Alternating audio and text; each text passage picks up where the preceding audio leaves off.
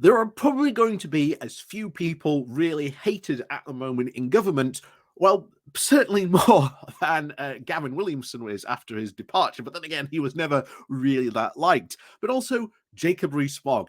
I think this whole EU reform and revocation bill is going to be an absolute albatross round the Tory party necks, because it was already trying to get rid of over 2,400 pieces of EU law, of which now government experts and initial analysis have found that there is an extra 1,400 pieces of extra EU law and legislation that the bill would also mean that would just disappear and turn off overnight, that would also be affected, that aren't initially even in the bill. So it even looks like that Jacob Rees-Mogg either A, did not do his due diligence hard enough to search for all these EU laws, or, as we've suspected for quite some time, they knew full well that they could not get rid of all these EU laws. So it was done in a very sneaky way to try and get rid of as many as possibly they could, even by, as it seems now, not even including some in this law. And it gets even worse for the Tories, because it is now looking that a lot of these rules and laws and regulations are very popular, holiday pay being one. And I think the Unison and Unite and the unions out there that are fighting and raising alarm about this are every right to do so. Because the other thing the Tory party does, they do not want to become a party that is getting rid of your statutory holiday days or lowering that amount. And as we said before, do you think this is going to fly in the red wall? Do you think if come the next general election, oh yes, hi, I'm your local Tory MP. Sorry, by the way, that your 20 statutory holidays that your 20-day statutory holidays that you used to get were entitled to by law. Yeah, sorry about getting rid of that, but don't worry. We've replaced it with a law where you get a lot less. Bye. Do you think that's going to sell in the red wall? Absolutely not. This really is, this whole EU bill is becoming a massive albatross round the Tory party necks. And oh boy, is this going to drag them down hard. And I mean really hard. But anyway, before we get into this new mess that the Tory party finds themselves in, please do remember to hit that like, share, and subscribe button. And of course, down below, there is a link to my Patreon page and a one-off donation link called Buy Me Coffee, where you can buy me coffee. And as always, thank you very much to all those people who do help and support the channel that way. So off we go with today's story in The Guardian with the title of Ministers and Unions Clash Over EU Protections for Holidays and Pay. And like I say, do you think this is going to sell well, that the government is trying to get rid of protections for holiday and pay? Yeah, I don't think this is going to sell well, guys. I don't think this is going to sell well at all.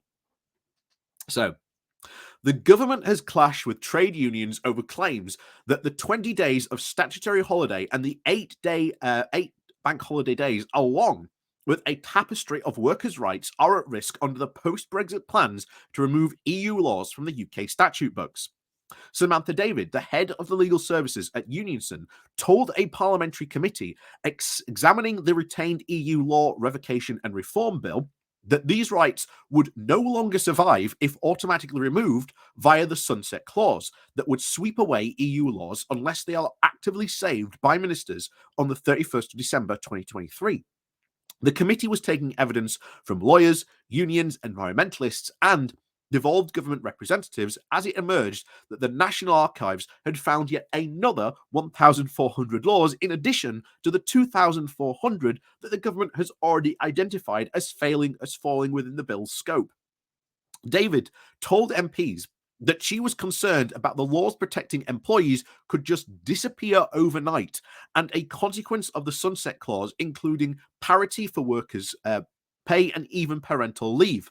Given the lack of information we have, it is unclear what will survive and what will face the chop, she said. Her remarks came weeks after the criticism that the government is operating a smash and grab operation to get rid of EU laws for ideological rather than best practice purposes. But her claims that the government would guillotine whole swathe of workers' rights have enraged the business minister, Nasu Ghani, who also accused her of fear-mongering.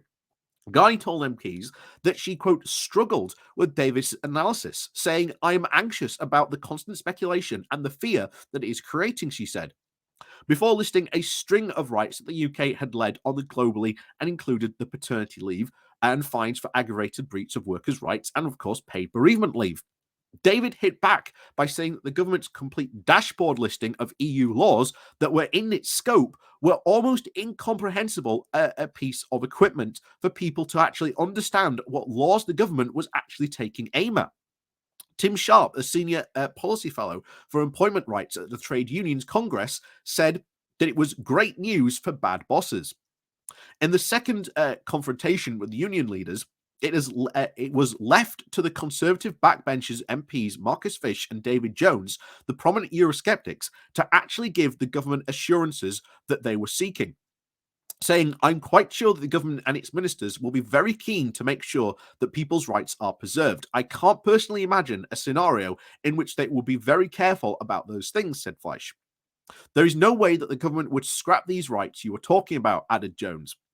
The committee was taking evidence from experts and stakeholders as part of the consultation process after the second reading of the bill, first tabled by the former business secretary Jacob Rees-Mogg in September.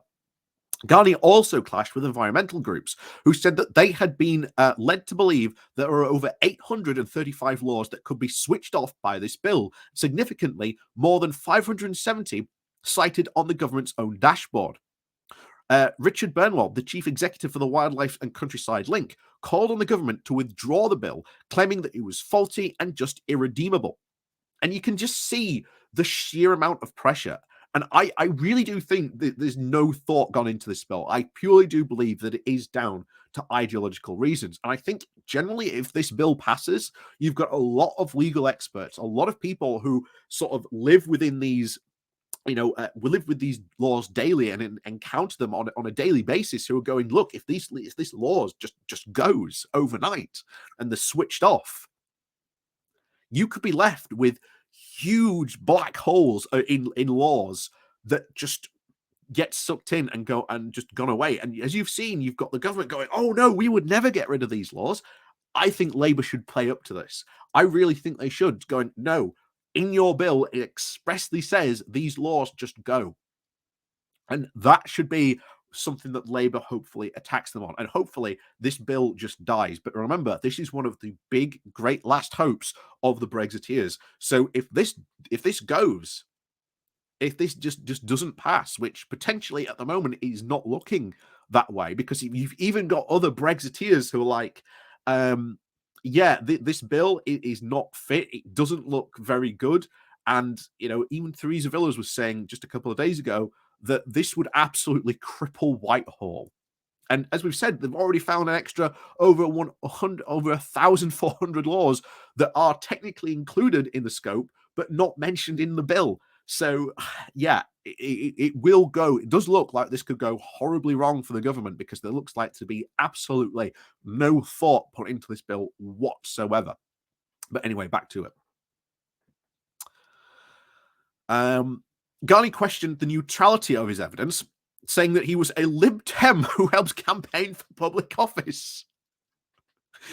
Both Ruth Chambers and even the fellow at the Green Alliance said that she agreed with Burnwell and said that it is not that environmental groups object to laws being changed, she said, but the mass removal of the government was currently planning. Earlier, the committee heard from a string of eminent lawyers, some of whom had even supported the bill, including Martin Hogue, QC, and Tom Sharp, QC, who said that they had faith the government would do the right thing.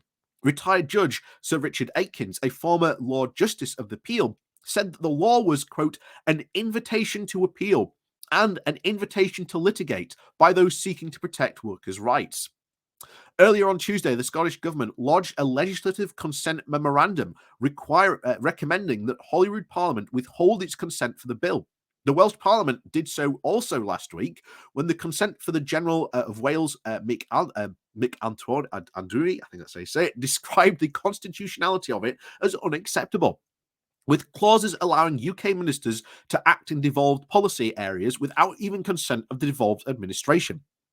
In a letter to Grant Shapps, Scotland's Constitutional Secretary, Angus Robertson, echoed these concerns, warning that the bill represents a significant further undermining of devolution aimed at speeding which the legislation is being pursued as short of reckless.